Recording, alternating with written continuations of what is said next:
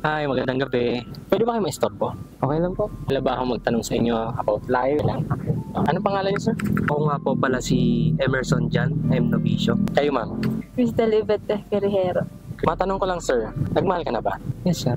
Pwede bang malaman kung sino yung maswerteng minamahal mo? Wala naman pong iba yan kundi po si Crystal Ivette.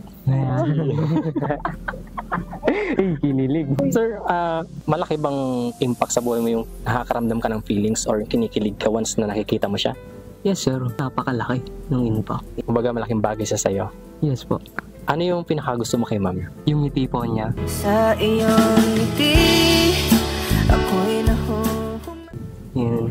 Yung po ang pinakamaganda maskara na sinusuot ng isang tao. Lalo na po sa kanya mga mata. Madali bang pasayahin si ma'am? Hindi po eh. Mahirap din po. Kailangan po talaga ng effort kung pasasayin mo yung minamahal mong tao. In rate 1 to 10, gaano mo kamahal si ma'am? Ay, hindi ko po siya ma-rate ng 1 to 10. Lagpas po kasi sa ano eh. Ano masabi niyo ma'am doon? Speechless po. Ma'am, payag ka ba doon na isa ka sa nagiging malaking impact sa buhay niya once na kinikilig siya dahil ikaw ang dahilan? Nakaka-motivate pong mabuhay pag ganun. Kasi po, pag nalaman niyo po na may tao nakaka-appreciate po ng existence niyo. If ever ma'am, pumasok sa relationship niyo yung cheating, mapapatawad mo ba siya? Depende po kung makita ko sa kanya na sincere yung apology or pinagsisisihan niya yun. And parang hindi ko po masusukat yung apology kapag wala pong actions na involved. Alam mo na. Madalas ka bang kinikilig pag nakikita si sir? Doon pa lang kinikilig na. Saan ba nagsimula ang lahat? Nagkakilala po kami junior high school. Kasama po namin siya sa circle ng friends namin, ganun. As in, that time, wala po talagang romantic feelings between the two of us. Just friends lang po, ganun. And then, di mo na lang namamalayan, nahuhulog ka na pala doon sa tao na yun. After 6 years? Meaning, nung na-fall ka, sinalo ka ni ma'am? Sinalo niya ako. Sinalo niya ako, sir.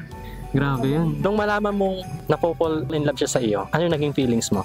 Nung una po talaga, parang may takot po talaga. Kasi po, may na-experience na rin po kasi ako mga bad sa sa mga relationship. And natakot lang po ako na baka maulit. Kaya po, nag-iingat lang po ako this time na huwag madaliin. Tsaka po, dapat i-discipline pa rin po. Kasi po, nag-aaral pa rin naman po kami. Kailangan din po namin unahin yung mga priorities po namin. Ganun po.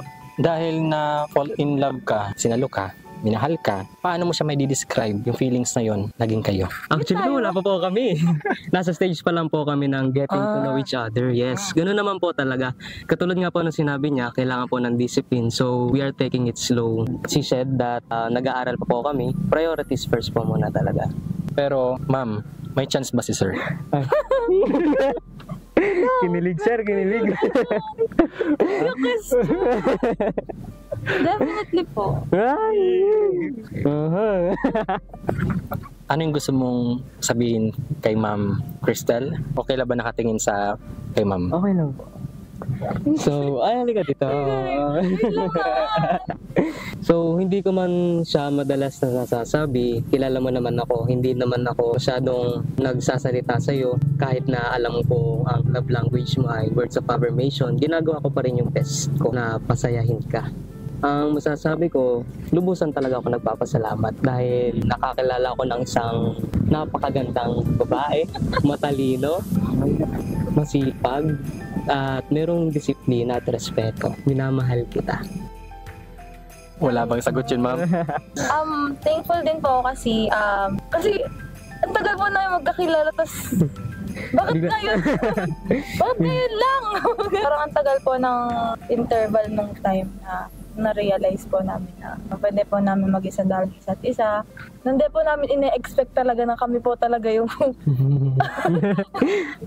hanggang ngayon po di ba makawaniwala. Kaya po thankful ako kasi kitang-kita ko rin naman po sa kanya kung paano siya mag-effort. Wow. Salamat sa pag-share na love story ninyo. Ang ganda.